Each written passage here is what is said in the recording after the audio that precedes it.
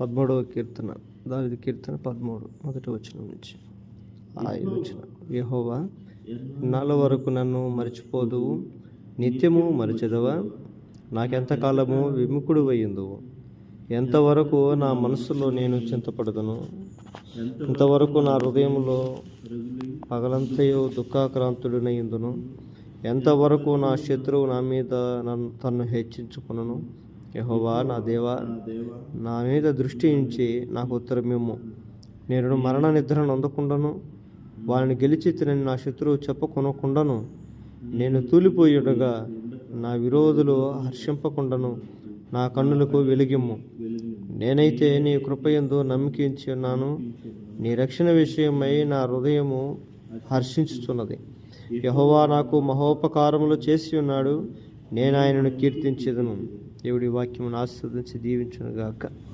దావీదు కీర్తన. ప్రధాన గాయకునికి దావీదు యొక్క కీర్తన దేవునితో పలుకుతున్నటువంటి గొప్ప ప్రార్థన విన్నపాలు. ఎంత ప్రార్థన కార్యాలు అని అంటే, దేవునితో అంటాడు, దేవా యెహోవా, ఎన్నాళ్ళ వరకు నన్ను మర్చిపోదువు, నిత్యము మరిచెదవా?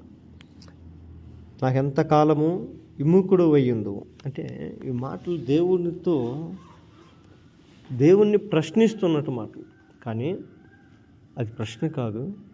తన ఆత్మహత్యలోని ఆవేదనను వ్యక్తపరుస్తున్నాడు దావీదు. బహుశా ప్రార్థనలో గొప్ప ప్రావీణ్యత కలిగినటువంటి వాడు దావీదు. ఆయన రోజుకి 10 సార్లు దేవుని సన్నిధిలో ప్రార్థించేవాడు. 10 సార్లు ప్రార్థన చేస్తాడు రోజుకి. 24 అవర్స్లో 10 అవర్స్ ఆయన ప్రార్థన కేటాయించేవాడు. చాలా ప్రార్థన ఆత్మీయత కలిగినటువంటి వాడు దావీదు. అయితే అంత ప్రార్థన జీవితాల్లో కూడా, అంత ప్రార్థన పరుని యొక్క జీవితంలో కూడా సమాధానం రాని పరిస్థితులలో దావీదు పలుకుతున్న మాట ఏంటో తెలుసా?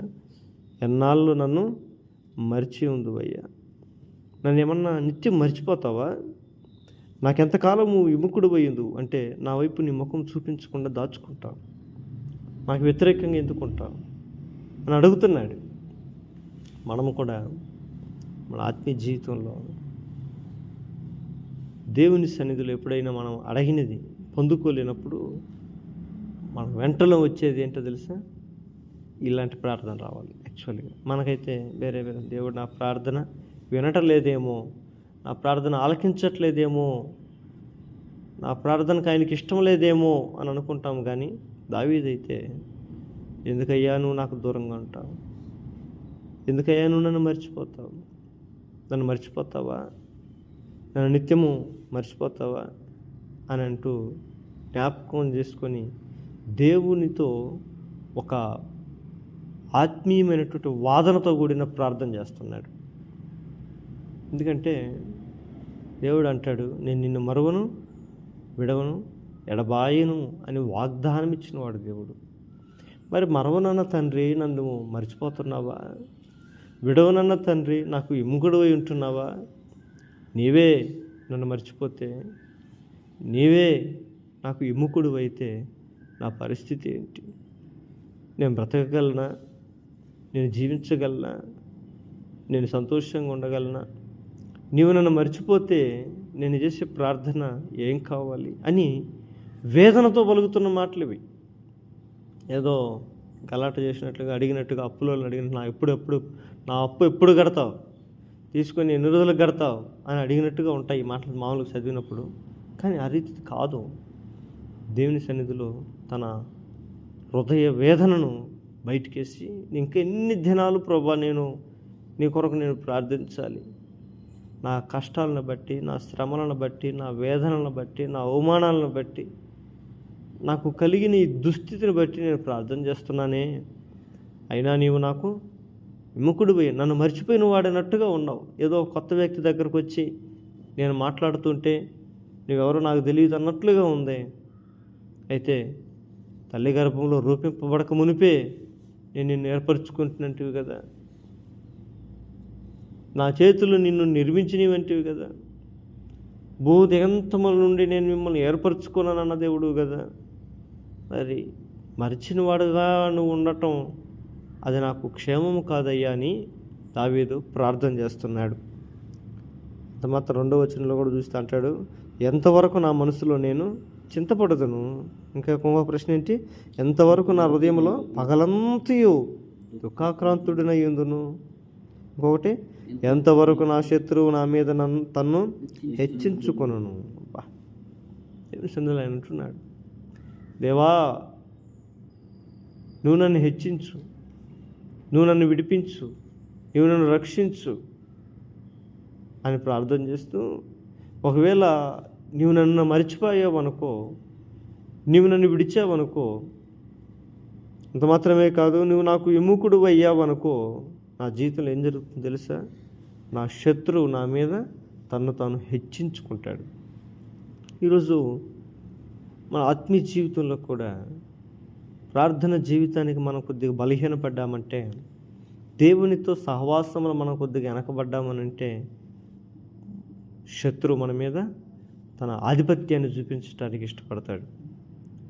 శత్రువు అంటే ఏంటి అంటే, మనకి ఏదైతే సమస్యగా ఉందో అదే మనకు శత్రువు. ఒకవేళ ఈ మాటలు వింటున్న మన జీవితాల్లో, మన బ్రతుకుల్లో, మన కుటుంబాల్లో ఏది శత్రువు అని అంటే, ఏ సమస్యను నువ్వు ఫేస్ చేస్తున్నావో అదే నీకు శత్రువు. అయితే ఈ రోజుల్లో శత్రువు కాదు, చాలామందికి శత్రువులు ఉన్నారు. అంటే శత్రువులు అంటే రకరకాల అనారోగ్యం అనేది ఒక శత్రువు, అప్పులు అనేవి ఒక శత్రువు, కుటుంబ ఆర్థిక పరిస్థితి దిగజారిన స్థితి అదొక శత్రువు, సమాధానం లేని అసమాధానంతో కూడుకునే జీవితం అదొక శత్రువు, దేహంలో ఉండే ప్రతి రోగము కూడా శత్రువే. ఒకదానితో కాదు మనిషి పోరాటం చేస్తున్నాడు ఈ రోజుల్లో. కంటి కనబడని అనేకమైన వాటితో పోరాటం. జీవితంలో అనేకమైన పోరాటాలు ప్రతి కుటుంబంలో ఉంటున్నాయి. మరి మన కుటుంబాల్లో, మనం ఉంటున్న సంఘంలో కూడా ఏదైతే ప్రతికూల పరిస్థితి ఉందో దాన్నే శత్రువు. ఈ శత్రువు మన మీద ఏం కాకూడదు, హెచ్చించుకోకూడదు. వాడు హెచ్చించబడ్డాడంటే వాడు మనల్ని క్రమేణా అణిచివేయటానికి ఇష్టపడతాడు. బ్రిటిష్ వాళ్ళు మన దేశంలోకి వచ్చారు. బ్రిటిష్ వాళ్ళు మన దేశంలోకి వచ్చిన తర్వాత వాడు చిన్న చిన్న వ్యాపారాలు చేసుకుంటూ ఆ వ్యాపారాన్ని, సామ్రాజ్యాన్ని విస్తరింపజేశారు. మన ఇండియా మొత్తం విస్తరింపజేశారు. వారు విస్తరించబడిన తర్వాత వారు క్రమేణా చిన్న చిన్నగా ఒక్కొక్క ప్రాంతాన్ని, ఒక్కొక్క గ్రామాన్ని, ఒక్కొక్క టౌన్ని, ఒక్కొక్క మండలాన్ని, ఒక్కొక్క జిల్లాని తమ స్వాధీనంలో తీసుకోవటం స్టార్ట్ చేశారు. వాళ్ళు పూర్తిగా మన ఇండియాని ఏం చేశారు, తమ హస్తగతం చేసుకున్న తర్వాత దానికి మన ఇండియాకి కూడా ఒక పేరు పెట్టారు. వాళ్ళు ఏంటో తెలుసా? British India. మన భారతదేశం మొట్టమొదటి ఫస్ట్ వాళ్ళ చేతులకి వెళ్ళిపోయిన తర్వాత వాళ్ళు పిలుచుకున్న, మన ఇండియాని పిలుస్తున్న పేరేంటి ఏంటంటే బ్రిటిష్ ఇండియా. వాళ్ళ నుంచి విముక్తి కలిగిన తర్వాత దానికి ప్రత్యేకంగా భారత్ అని, ఇండియా అని మన పేరు వచ్చింది. కానీ వారు తమ స్వాధీనంలో దీన్ని ఉంచుకున్న తర్వాత బ్రిటిష్ ఇండియా అని పేరు వచ్చింది. దేనిని బట్టి వాళ్ళు ఏం చేసుకున్నారు? దీన్ని మన దేశం వల్ల, మన వాళ్ళే అయినా కూడా, ఇది మన దేశంలో మనం బ్రతుకుతున్నప్పటికీ కూడా వాళ్ళు పరాయ దేశం నుంచి వచ్చి ఇక్కడ వారి వ్యాపార లావాదేవీలన్నిటినీ వినియోగించి ఏం చేసుకున్నారు? దీన్ని హెచ్చించుకొని తమ హస్తగతం చేసుకొని తమ స్వాధీనంలో ఉంచుకున్నారు. వారికి వ్యతిరేకంగా ఎవరన్నా మాట్లాడినా, వాళ్ళని ఎవరైనా నిలదీసినా వాళ్ళు ఏం చేసేవాళ్ళు? శిక్షించేవాళ్ళు, కొంతమందిని చంపేసేవాళ్ళు కూడా. తమ అధికారం, తమ ప్రభుత్వాన్ని ఏర్పాటు చేసుకున్నారు.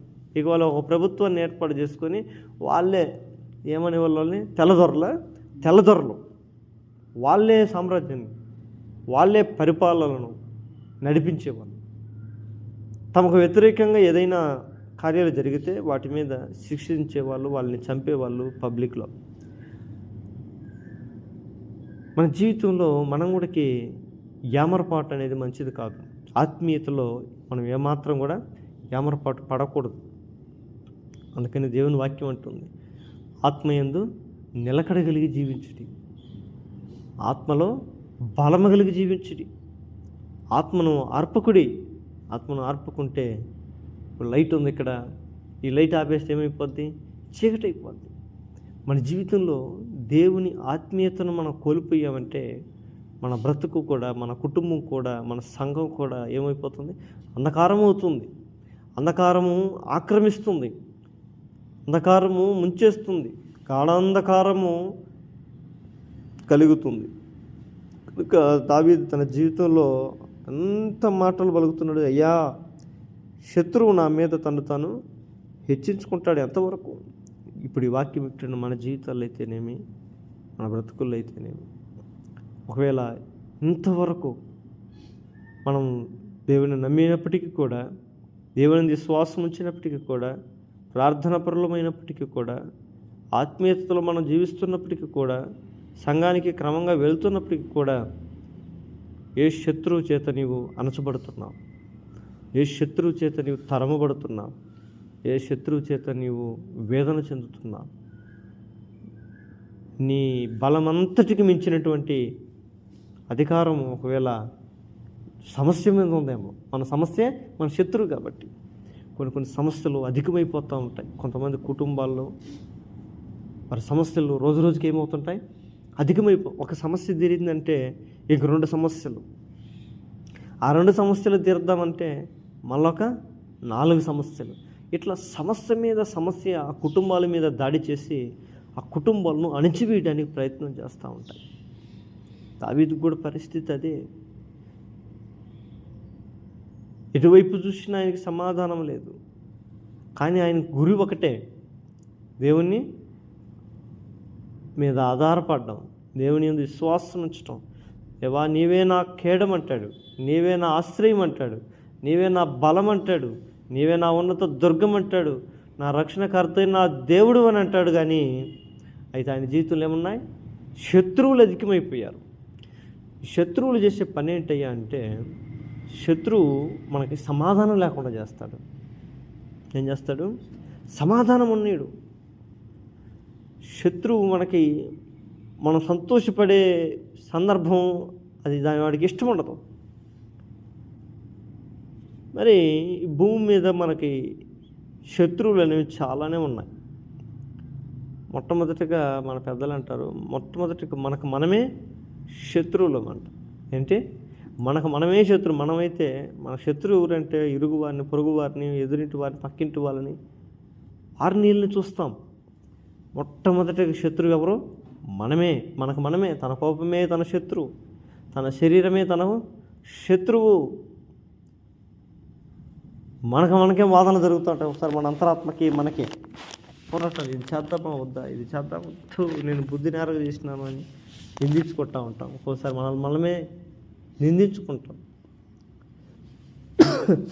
కనుక సమాధానం లేని స్థితిని కలుగు చేసేవాడు శత్రువు. అయితే దేవుడు ఎవరు? సమాధానానికి కర్త. ఆమేన్. మన జీవితంలో మొట్టమొదటిగా సమాధానం కానీ మనం కలిగి ఉంటే శత్రువు మనల్ని అసమాధాన పరచలేడు. అంత మాత్రమే కాదు, శత్రువు ఎప్పుడు నష్టం చేస్తాడు. ఏం చేస్తాడు? శత్రువు నష్టం చేస్తాడు. అయితే మన దేవుడు ఎవరు? సమకూర్చి ఆశీర్వదించేవాడు. దేవునికి మహిమ కలుగును గాక. అందుకని శత్రువు మనకి కీడు కలుగు చేయడానికి ఆలోచిస్తాడు. ఎప్పుడు మన గురించి కీడు జరగాలి అని ఆలోచిస్తాడు. మన మేలు కోరడు. అయితే మన దేవుడు ఇర్మీయా గ్రంథంలో అంటాడు, యెహోవా మిమ్మల్ని గూర్చి ఉద్దేశించిన సంగతులు అవి మేలుకరమైనవే కానీ హానికరమైనవి కావు అంటాడు. దేవునికి స్తోత్రం. దేవుడు మన గురించి ఆలోచించే ఆలోచనలు అవి మేలుకరంగా ఉంటాయంట, మేలైనవి అంట. అందుకని ఈ ఉదయకాల సమయంలో మనం ప్రార్థించాల్సినటువంటి కార్యాలు, దేవుని దగ్గర అడగాల్సినటువంటి మాటలు ఇవే.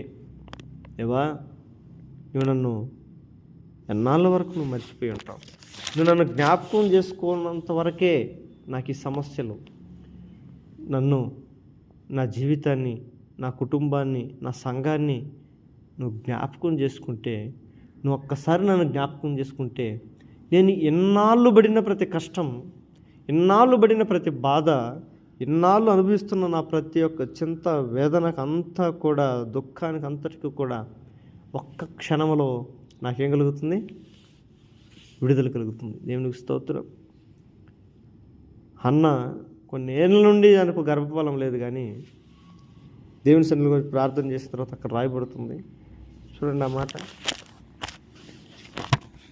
సమూయేలు మొదటి గ్రంథము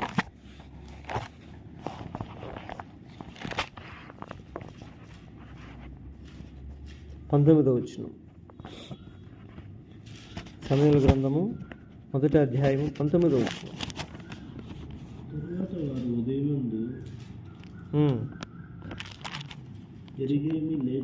వేగిరమే లేచి తిరిగి రామలోని ఇంటికి వచ్చింది. అంతటా ఇలా ఉన్న తన భార్యకు అన్న కూడెను. యెహోవా ఆమెను జ్ఞాపకం చేసుకొనెను గనుక చాలు. యెహోవా ఆమెను జ్ఞాపకం చేసుకొనెను గనుక ఆమె ఏమైందంట? గర్భవతి. దేవుడికి స్తోత్రం కలుగును గాక. అంటే దేవుడు ఆమెను జ్ఞాపకం చేసుకోవటానికి అంతకుముందుగా దేవుడు బహుశా ఆమెను ఏమయ్యానుకుంటున్నది బైబిల్, ఆమె మర్చిపోయే దేవుడు నా దేవుడు. కొన్ని సంవత్సరాలుగా పెట్టింది ఆమె. ప్రతి సంవత్సరం దేవాలయంలోనికి వెళ్ళి, అయ్యా నాకు బిడ్డలు కావాలయ్యా, నాకు ఒక కుమారుడు ఒక కుమార్తె నాకు దయచేయ్యా అని ప్రార్థన చేస్తూ వచ్చేదంట. అలా కొన్ని సంవత్సరాలు గడిచిపోయాయి, అయినా ఫలితం లేదు.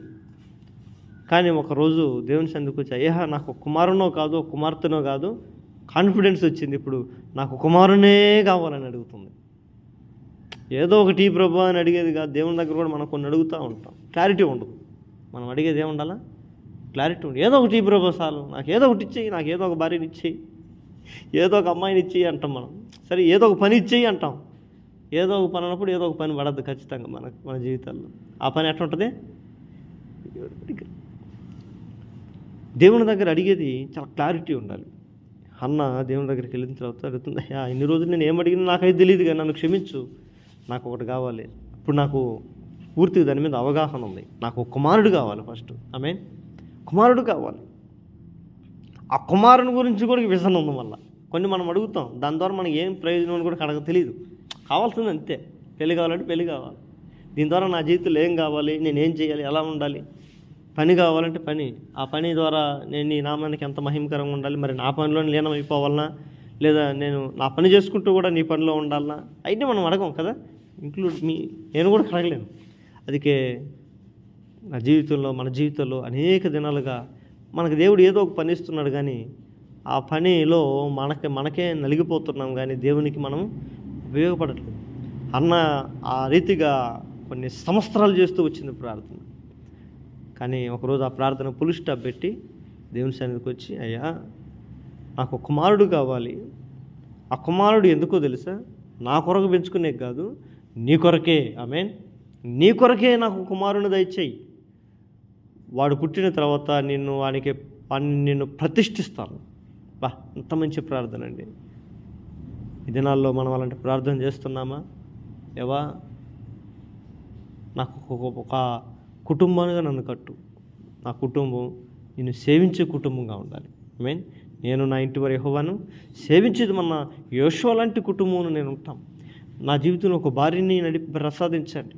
మేము ఇరువురు కలిసి నీ సన్నిధులు మేము జీవిస్తాం, నీ కొరకు బ్రతుకుతాం, నీ కొరకు మేము నీ సన్నిధులు మేము కనిపెట్టుకుంటాం, మా జీవితం నీకే అంకితం అని ఎంతమంది కోరుకుంటారు? ఒకవేళ కుమార్తెలు కోరుకునే వాళ్ళు ఎంతమంది? ఏవా నాకు బిడ్డలను దయచేయి, నాకు కొరకు కాదు నీ కొరకు పెంచినట్లుగా నాకు బిడ్డలను దయచేయి అని ఎంతమంది అడుగుతారు? ఏవా నాకు గొప్ప పనిని దయచేయి, ఆ పని ద్వారా నేను దీవించబడి ఆశీర్వదించబడి నీ సంఘంలో దీవెనకరంగా నేను ఉండినట్లుగా నాకు సహాయం దయచేయమని ఎంతమంది అడుగుతారా? మనకు మంచి పని వస్తే మంచి జీతం రావాలి, దాంతో మన అప్పులన్నీ తీర్చుకోవాలి, ఒక బెంగళూరులో ఒక మంచి ఇల్లు కట్టుకోవాలి, మంచి కారు కొనుక్కోవాలి, మంచి బండి కొనుక్కోవాలి, హ్యాపీగా ఉండాలనుకుంటాం కదా. అంటే దేవుని గురించిన దాంట్లో ఏమీ లేదు. అందుకని మన జీవితంలో ఏమీ పొందుకోవట్లేదు. గత మంగళవారం మన ప్రార్థనలో మనం చూసాం. మనం ప్రార్థిస్తుంటే దేవుడు ఆలకించడానికి కారణాలు ఏంటో చూస్తూ వచ్చాం. మనం ఏమడిగినా కూడా అడుగుతున్నాం, సందేహం లేదు, అడుగుతున్నాం. మీరేమడిగినా కూడా మీ యొక్క దురుద్దేశంతో అడుగుతున్నారంటుంది కదా బైబిల్లో. మీ స్వకీయమైనటువంటి ఆశల నిమిత్తం అడుగుతున్నారు కాబట్టి మీకేమీ పొందట్లేదు. ఒకవేళ ఇన్ని దినాలు ఇన్నాళ్ళు నీ జీవితంలో నీ కొరకు, నీ స్వార్థం కొరకు, నీ అవకాశం కొరకు, నువ్వు బ్రతకటం కొరకు, నీ సంతోషం కొరకు నేను దేవుని సన్నిధిలో మనం ప్రార్థన చేస్తూ వచ్చామేమో. ఒక్కసారి నీ సంతోషంలో దేవునికి పాత్ర ఉండాలని నువ్వు ఖచ్చితంగా అడిగితే దేవుడు నిశ్చయముగా నీ జీవితంలో సమస్తమును సమకూరుస్తాడు. ఆమేన్. సమస్తం సమకూరుస్తాడు. హన్నా ఆ రీతి ప్రార్థన ఎప్పుడైతే చేసిందో, దేవుని సన్నిధికి వచ్చి ప్రార్థన చేసిందో, దేవుడు ఆమెను జ్ఞాపకం చేసుకున్నాడు. యెహోవా హన్నాను జ్ఞాపకం చేసుకుని కనుక ఆమె గర్భవతి కుమారుని కన్నది. రాత్రి ఈ ఉదయకాల సమయంలో కూడా దేవుడు అంటున్నాడు, దేవా నన్ను జ్ఞాపకం చేసుకో అంటున్నాడు. ఏమంటున్నాడు? నన్ను జ్ఞాపకం చేసుకో. జ్ఞాపకం చేసుకుంటే మన జీవితాలు మారిపోతాయి, ఒక టర్న్ అవుతుంది. అయితే ఆయన మన వైపు చూసినప్పుడు మనకేముండాలంట? పరిచయం ఉన్నట్టుగా మనం ఆయన కనపడాలి. ఎవరో ముక్కు మొహం తెలియని వ్యక్తిలా మనం కనపడకూడదు. కొంతమంది మర్చిపోతారు. నేను ఎక్కడో చూసినట్టున్నానే అంటారు కొంతమంది కదా. ఎక్కడో చూసినా గుర్తుకు రావట్లేదు అంటున్నా. అయ్యా నేనయ్యా ఇదయ్యా అదయ్యా గుర్తు చెప్పాల్సిన దుస్థితి వస్తుంది. పొరపాటును కూడా దేవుడు మనల్ని ఆ మాట అనకూడదు.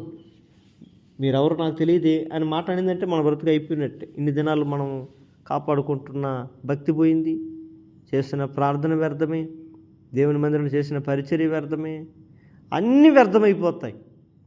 అయితే దేవుడు ఒక సందర్భంలో ఒక మాట అంటాడు. ఏమంటాడో తెలుసా? మీరెవరో నాకు తెలియదు అన్నాడంట కొంతమందిని. ఎంత బాధాకరం. ఇప్పుడు దేవుడు ఉన్న పరంగా మనం ప్రార్థన చేస్తూ ఉంటాం బలంగా. మన ప్రార్థన అట్టబోయి ఆయనకి తగిలింది అనుకుందాం, ఆయన దగ్గరికి చేరింది అనుకుందాం. ఎవరో నా నామను బట్టి నా సన్నిధులు ప్రార్థన చేస్తున్నారే, చూసి వద్దామని చెప్పి ఆయన ఇక్కడికి వచ్చాడు. ఇక్కడికి వచ్చి చూసిన తర్వాత మన మోకాలు చూస్తే కొత్తగా ఉన్నాయి. ఎప్పుడు ప్రార్థన చేయని మోకాలు కదా, ఒక్కసారి వచ్చి ప్రార్థన చేస్తే ఎట్లుంటుంది? కొత్తగా ఉంటుంది. చూసి అరే ఇల్లు కొత్త ప్యాచ్ లాగా ఉంది, ఎవర్రా మీరు అంటే మనకేమో ఆయన తెలుసు.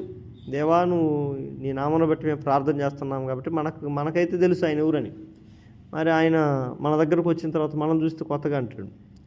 అప్పుడు చూసి ఆయన అంటాడు, చాలా అడిగారు మీరు, ఇంతకు మీరు ఎవరో అని అంటే, అయ్యా మేము నీ బిడ్డలమేనయ్యా, నేను కూడా బాప్టిజం తీసుకున్నాను, నేను కూడా బలా తీసుకుంటాను, నేను బైబిల్ చదువుతాను, ప్రార్థన చేస్తున్నాను, వాక్యం చదువుతాను అని అంటాం. ఆయన చివరిలో అంటాడు, అవునా ఇవన్నీ చేస్తున్నారు కానీ మీరు ఎవరో నాకు తెలియదు పోండి అంటాడంట.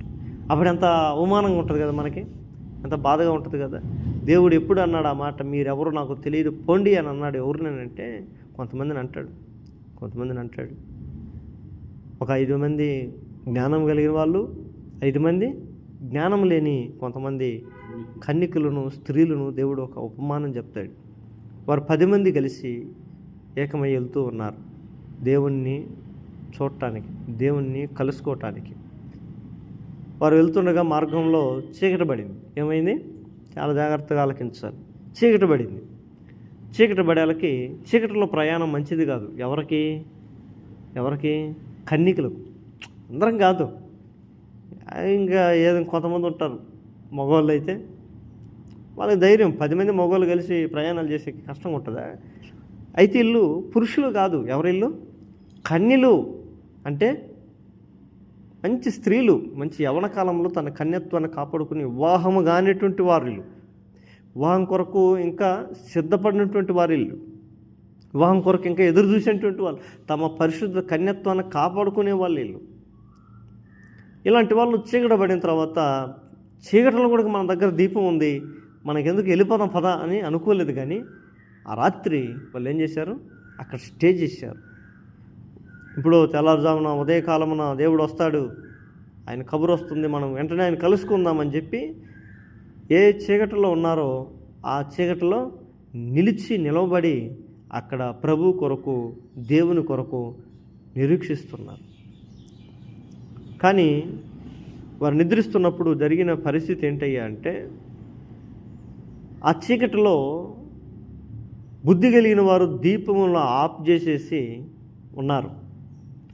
బుద్ధి లేని వారు ఆ చీకటిలో దీవిటులను అట్టే వెలిగించి అలానే పెట్టి అక్కడ పడుకొని నిద్రపోయారు. ఈ దీవిటులు ఖాళీ ఖాళీ ఖాళీ, ఆ దీవిటిలో ఉన్నటువంటి నూనె కాస్త అయిపోయింది. వారు అయితే ఆ నూనె ఆఫ్ చేసుకొని భద్రంగా సేవ్ చేసుకున్నారు కాబట్టి క్షేమంగా ఉంది. వాళ్ళ నూనె వాళ్ళ దగ్గర ఉంది, ఆగి నిలిచి ఉంది. తెల్లవారు వేకువజామున ఒక పెద్ద స్వరం వినబడింది వాళ్ళకి, మైకులో చెప్పినట్టుగా, పెండ్లి కుమారుడు వచ్చేస్తున్నాడు, దేవుడు వచ్చేస్తున్నాడు, అందరు రండహో అని ఏదో ఒక పెద్ద కబురు, ఒక మాట వాళ్ళకి వినపడ్డది. వెంటనే నిద్రపోతున్న వారు అప్రమత్తమై పైకి లేచి వారి యొక్క దీవిటిలను మళ్ళా తిరిగి వెలిగించుకున్నారంట. ఎప్పుడైతే దేవుని స్వరం ఉన్నదో విన్నారో వెంటనే ఆరిపోయిన తమ దీవిటులను వెలిగించుకున్నారు. వెలిగించుకొని టక టక టక టక టక అంటూ దేవుని చేరుకోవటానికి తిరిగి ప్రయాణాన్ని ఆరంభించారు. రాత్రి అంతా వెలిగినాయి కదా వీళ్ళు బుద్ధిలోని. ఎప్పుడైతే దేవుని కబురు వచ్చిందో అప్పుడు ఆ దీవిట్లు పట్టుకొని ఎవడ లేచే లోపల ఇంకా మసక మసక చీకట్లు, ఆ గడంధకారం చీకట్లు కూడా వీళ్ళు దీవిట్లు కాస్త ఏమైపోతున్నాయి, ఆరిపోతున్నాయి. పక్కన పక్కన అడుగుతున్నారు, ఏమ్మా నీ దగ్గర నూనె ఉందా, ఏమ్మా నీ దగ్గర ఏమన్నా నూనె ఉందంటే వాళ్ళు అంటారు 5 మందిలో 5 మంది ఒకే తర గుంపే కదా, లేదు లేదు లేదమ్మా నా కాడ కూడా నూనె లేదమ్మా, నూనె అయిపోయింది. అయ్యో నాది అయిపోతుంది, మరి నీ దగ్గర లేదు, నా దగ్గర లేదు, మరి మన దివిటీలు ఆరిపోతున్నాయే అని అంటే ఏం చేద్దాం, ఇదిగో మనకన్నా ముందుగా వారు పరిగెత్తుకుని వెళ్తూ ఉన్నారు. వాళ్ళ వాళ్ళ దగ్గర రాత్రి అంతా వారు సేవ్ చేసుకున్నారు ఆ నూనెను. మనమైతే అజ్ఞానంతో నిద్రపోయేవాడికి మనకెందుకు ఇది ఆఫ్ చేసుకుని పడుకుందామని అనుకోలేదు, కానీ మనం దీన్ని దుర్వినియోగపరుచుకున్నాం. వారైతే జ్ఞానవంతులుగా దాన్ని భద్రపరుచుకొని ఇదిగో వెలిగించుకొని ఇప్పుడు ప్రభువుని చేరుటకై వారు పరిగెడుతున్నారు. కనుక వాళ్ళ దగ్గరికి వెళ్ళి కనీసం వాళ్ళని హెల్ప్ అడగదామని పరిగెత్తుకుని వెళ్ళి వాళ్ళని అడుగుతారు, మా దయచేసి మీ నూనెలో మాకు కూడా కొద్దిగా భాగం ఇవ్వండి, మా దీపములు ఆరిపోతున్నాయి అని అంటే వాళ్ళు అంటారు, లేదు లేదు లేదు లేదు, మా నూనె మాకు ఎంత కావాలో అంతే ఉంది, మా నూనె మాకు ఎంత కావాలో అంత ఉంది, మేము మీకు పొరపాటును కూడా మేము బదులు ఇవ్వలేము, మీకు కావాలంటే ఒకవేళ వెళ్ళి బయట ఎక్కడైనా పోయి కొనుక్కొని తెచ్చుకోండి అని అంటే వాళ్ళు కొనుటకు వెళ్ళితిరి అని చూస్తే అంత లోపల వీళ్ళు మాత్రం యేసుప్రభుని చేరుకున్నారు. వాళ్ళైతే వెళ్ళి ఎక్కడెతికి ఏదో కొనుక్కొని పరిగెత్తుకొని వచ్చారంట. కానీ గేటు దగ్గరకు వచ్చే లోపల టక్కన అప్పుడే గేట్ వేస్తున్నారంట. అంటే వాళ్ళ కళ్ళెదురుగునే గేట్ వేస్తున్నారు. వీళ్ళు పరిగెత్తుకుని ఇలా గేటు పట్టుకొని బాది, అయ్యా వాకిలు తీయండి, మేము కూడా కన్నికలమే, బుద్ధి అనే పేరు ఉంది కానీ బుద్ధి లేని కన్నికలు అనే పేరు ఉంది. వాళ్ళ బుద్ధి ఉంది, వీళ్ళకేం లేదు, బుద్ధి లేదు. అప్పుడు లోపల నుంచి ఒక ఆయన చూసి, ఎవరమ్మా మీరు అంటాడు. అయ్యా మేము కన్నికలమే, పరీక్షించు కావాలంటే మా కన్యత్వాన్ని పరీక్షించండి, మేము కన్నికలమో కాదో తెలుస్తుంది అని అంటే అంత అవసరం లేదమ్మా, ఇక్కడ అంత పరీక్షించాల్సిన అవసరం లేదు, మీరెవరో నాకు తెలియదు, వెలుపులకి పొండి అంటే ఈ మాటలకు మనకు అంతర్ధానం ఏం అర్థమవుతుందయ్యా అంటే, చీకటిలో మన వెలుగులు చాలా భద్రంగా కాపాడుకోవాలి అంటే రక్షణ. ఆమేన్. దేవుడు మనకిచ్చినటువంటి రక్షణను లోకంలో దుర్వినియోగపరుచుకోకూడదు. అక్కడ అంటూ వ్యర్థపరుచుకోకూడదు. తప్పిపోయిన కుమారుడు తనకిచ్చిన దాన్ని ఏం చేసుకున్నాడు, వ్యర్థం చేసుకునేసాడు.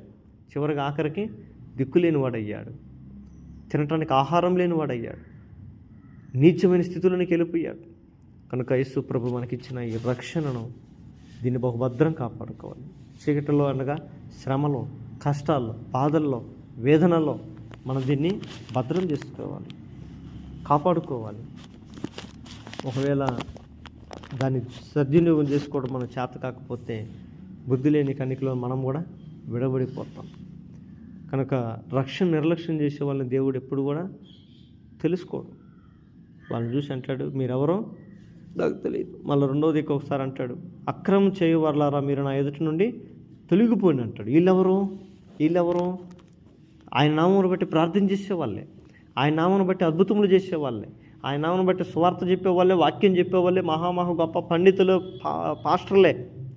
వీళ్ళందరూ ఒకరోజు దేవుని దగ్గరికి వెళ్ళి అంటారట, వాకిలు తీసేయి, నేను రెవరెండు, వాకిలు తీ, నేను బిషప్, నేను లోపలికి పోవాలి అంటే వీళ్ళందరికి సమాధానం ఎట్ట చెప్పాలో తెలియదు. కాబట్టి దేవుడు అక్కడికి వచ్చాడంట.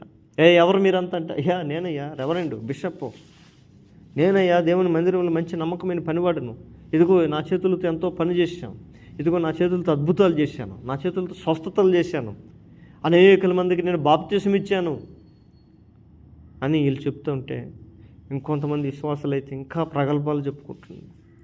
అయ్యా నేను నమ్మకమైన వాడిని అయ్యా, ప్రతి ఆదివారం మందిరానికి వెళ్ళేవాడిని, ప్రతి కార్యక్రమంలో నేను పాల్గొనేవాడిని, దేవాని మందిరంలో నమ్మకంగా నేను దశంభాగం ఇచ్చేవాడిని నేనే అని అన్నీ చెప్తూ ఉంటారు. అయితే ఆడేమన్నాడు దేవుడు, ఆపడే, అసలు మీరెవరో నాకు తెలియదు, అక్రమం చేయవర్లారా నా ఎదుటి నుండి మీరు తొలగిపోండి. ఎంత బాధాకరం, ఎంత బాధాకరం. ఎన్నాళ్ళ వరకు దేవుడు మనల్ని మర్చిపోతాడు.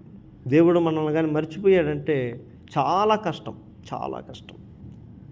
కనుక దేవుని ఎప్పుడు మనం జ్ఞాపకం చేయాలి, దేవా నువ్వు నన్ను మర్చిపోవద్దు, నన్ను జ్ఞాపకం చేసుకో, నన్ను జ్ఞాపకం చేసుకుంటే నా జీవితము మేలవుతుంది. హన్నాను దేవుడు జ్ఞాపకం చేసుకున్నాడు. జ్ఞాపకం చేసుకున్నంత వరకు అంతా ఆమె జీవితంలో ఏముందంట, ప్రతి సంవత్సరం ఆమె పోయి ప్రార్థన చేయడం, ఏడుచుకుంటే ఇంటికి పోవడం. ఏంటి ఎప్పుడు ఏడుపులే. ఇంకొక మాట కూడా బైబిల్లో చాలా ఉంటాయి దేవుడు జ్ఞాపకం చేసుకున్న వాళ్ళు. ఎలిజబెత్ జకరియాను కూడా జ్ఞాపకం చేసుకున్నాడు. చాలా టైం అయిపోయింది జ్ఞాపకం చేసుకునే వాళ్ళకి. ఎంత టైం అయింది, జీవితమే అయిపోయినట్టుగా ఉంది. అబ్రహాం శారాలను దేవుడు జ్ఞాపకం చేసుకున్నాడు. ఎప్పుడు, వాళ్ళు కూడా సగం మొక్కల జీవితం అయిపోయింది. కానీ ఏ సమయంలో అయినా సరే, సమయం లేదు ఆ సమయం లేదు, మనం దేవుడు జ్ఞాపకం చేసుకుంటే కడసారి జీవితంలో రేపుకి చచ్చిపోతామంటే చాలు, ఈరోజు దేవుడు మనం జ్ఞాపకం చేసుకుంటే రేపటితో ముగిసిపోతుంది మన జీవితం. ఇంకా ఇంకా ఇంకా దేవుడు చిగురింపజేసే శక్తి కలిగినాడు మన దేవుడు. హిజ్కియా జీవితం రేపటితో లాస్ట్. హిజ్కియా నువ్వు చనిపోబోతున్నావు, ఇంకేమన్నా ఉంటే రెడీ చేసి పెట్టుకో పనులు, చిన్న పనులు. అంటే ఇంక రేపు చచ్చిపోయేవాడికి ఇంకేం పనులు ఉంటాయి? పెళ్లి చేసుకోవాలని ఆశ వస్తుందా, ఇల్లు కట్టుకోవాలని ఆశ వస్తుందా? ఎవరికైనా రేపు చచ్చిపోతామంటే ఏం చేయగలుగుతాడు, ఏం చేయగలుగుతాడు? ఇంకా రేపు సాగు కోసం ఈరోజు కూర్చొని ఏడుస్తూ ఉంటాడు, అంతే కదా. అయ్యో ఇంకా నా ఇంకేం చేయగలుగుతాడు? నీ పెళ్ళి వచ్చే నెల పెళ్ళి అంటే నువ్వు దానికి తగినటువంటి రూపురేఖలు చేస్తావు కదా. మనం ఇట్లా చంపాయాలా, అట్ట చేయాలా, దానికి ఇది ప్లాన్ చేయాలి, అది ప్లాన్ చేయాలి. రేపు సస్తావు నువ్వు అని అంటే ఎవడేం చేస్తాడు, చేస్తాడా? అయితే హిజ్కియాకు వచ్చిన పరిస్థితి చూడు, ఎంత పరిస్థితి వచ్చిందో. అయితే ఆయన అంటున్నాడు, దేవుడు నన్ను మర్చిపోయాడేమో అని హిజ్కియా గోడ వైపు తిరిగి కన్నీళ్ళు పటపట పటపట పట కన్నీళ్ళు గార్చి ప్రార్థన చేశాడు. దేవునికి స్తోత్రం. అప్పుడు దేవుడు హిజ్కియాని జ్ఞాపకం చేసుకున్న తర్వాత 15 సంవత్సరాల ఆయుష్ తిరిగి అతనికి దయచేసాడు. ఆమేన్.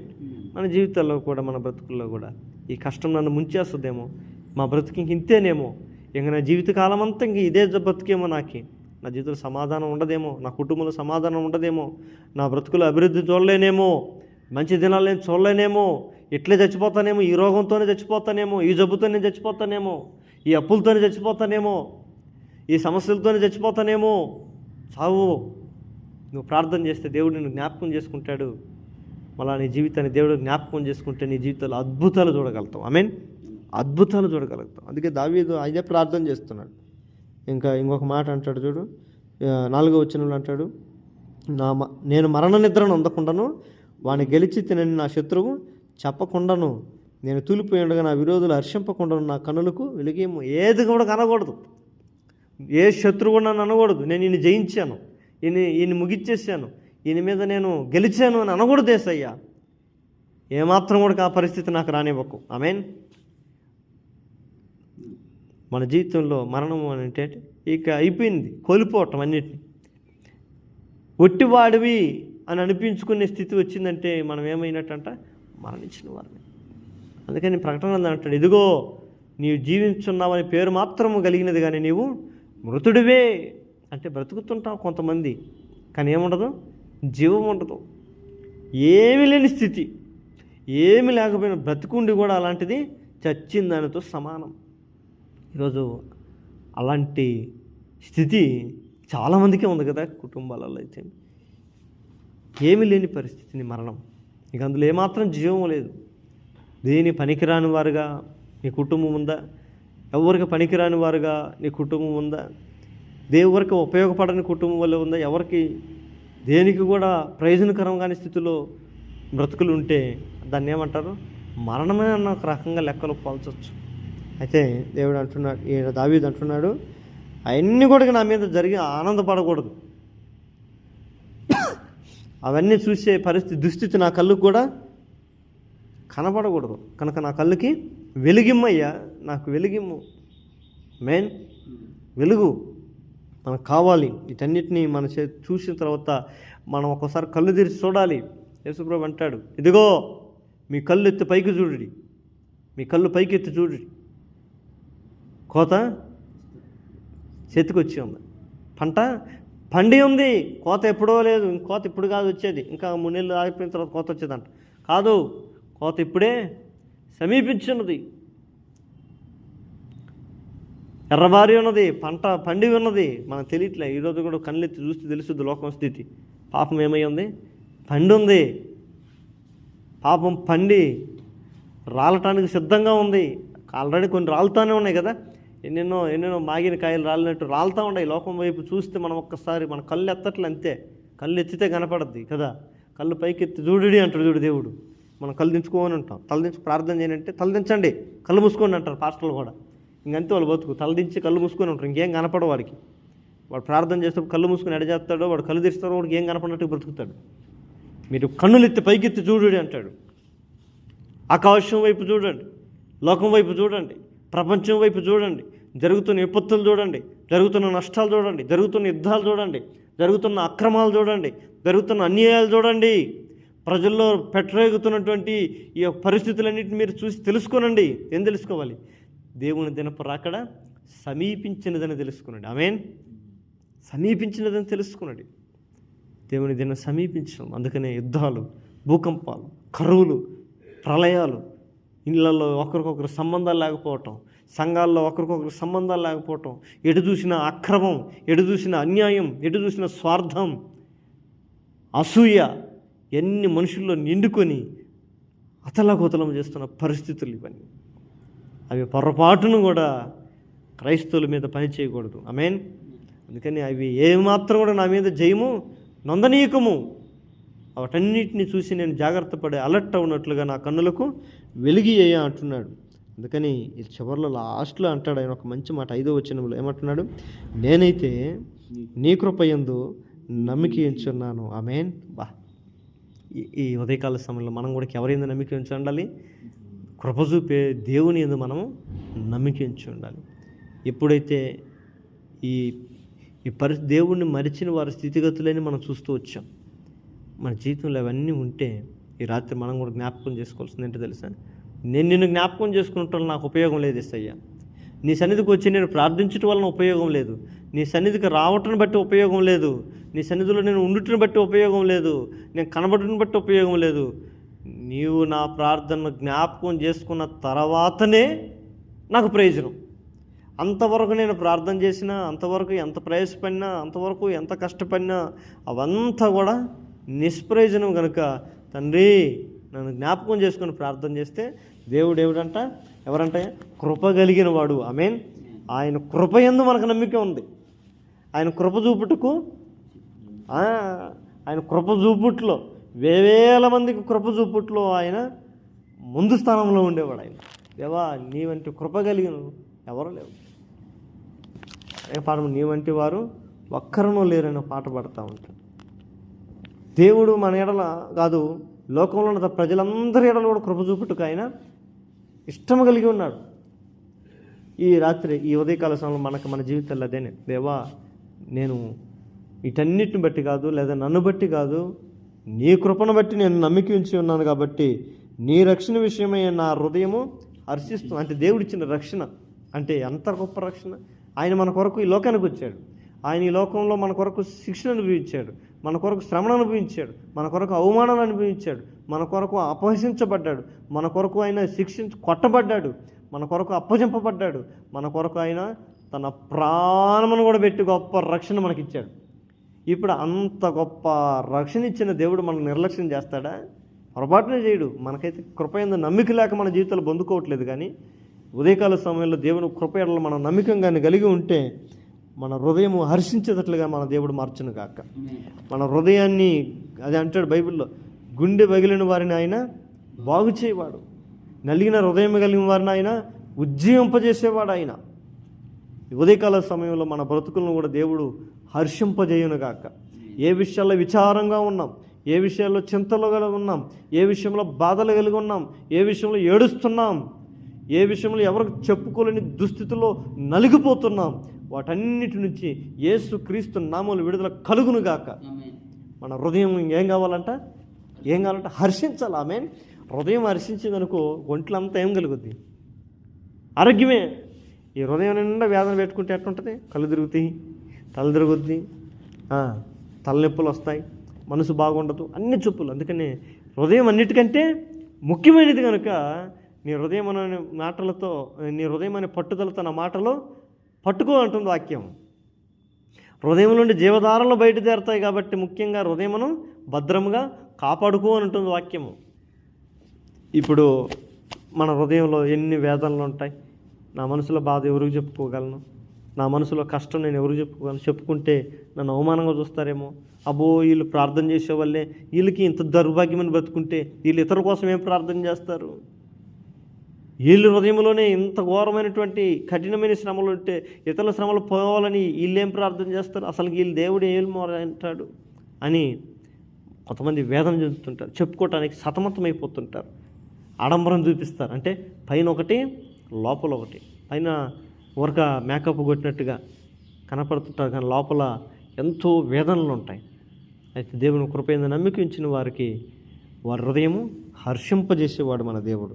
అందుకని ఆయన అంటాడు చివరిలో, యెహోవా నాకు మహోపకారములు చేసి ఉన్నాడు, నేను ఆయనను కీర్తించదం. దేవుని మనం కీర్తించాలి అని అంటే, దేవుని ఈ లోకంలో మనం గణపరచాలంటే మన జీవితంలో ఏం జరగాలి? దేవుని యొక్క ఉపకారాలను మనం పొందుకోవాలి.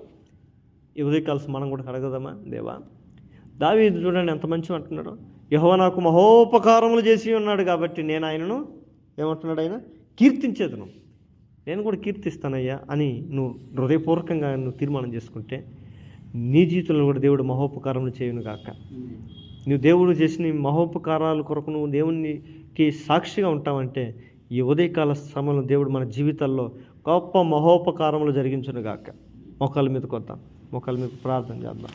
దేవుని ఉపకారాలు, దేవుడు ఎవరికి ఉపకారయ్యా అంటే యెహోవా అందరికీ ఉపకారి. ఆయన ఒకరికి కాదు, అందరికి ఉపకారే. మనం ఎవరికి చేస్తాం ఉపకారం అంటే మన ఇంట్లో వాళ్ళకి చేసుకుంటాం, మనం వాళ్ళకి పెడతాం. ఉప్పు కారం కూడా బయట వాళ్ళకి పెట్టాం. అయితే ప్రతి ఉపకారాలు కూడా దేవుడు యెహోవా అందరికీ ఉపకారే. ఆయన ప్రార్థించడానికి వచ్చే వాళ్ళు అయితే ఎవరైతే వాళ్ళ కులంతో పని లేదు, వాళ్ళ మతంతో పని లేదు, వాళ్ళ జాతితో పని లేదు, వాడు డబ్బు ఉన్నోడా డబ్బు లేనోడా ఎవడా అని కాదు. ప్రయాసపడి భారం మోసుకునిచున్న సమస్త జనులారా నా ఎదుకు రండి, నేను మీకు విశ్రాంతి కలిగి చేస్తానన్నాడు. మనం వద్దాం. వేదన కలిగిన హృదయంతో ఉన్నామా? Don't worry. దుఃఖాక్రాంతమైనటువంటి చింతలతో, అనేకమైనటువంటి పరిస్థితులు, మరణాంధకారపు స్థితిగతులతో మనం ఉన్నామా? తూలిపోయి విరోధులు ఎక్కువైపోయినటువంటి పరిస్థితులు మనం ఉన్నామా? వాటన్నిటి నుంచి విడిపించే దేవుని సన్నిధిలో మనం ఉన్నాం, దేవుని ఆలయంలో ఉన్నాం. మనం ప్రార్థిస్తే మన దేవుడు కృప చూపుతాడు. ఆయన కృప చూపితే ఆయన మనకు ఉపకారం చేస్తాడు.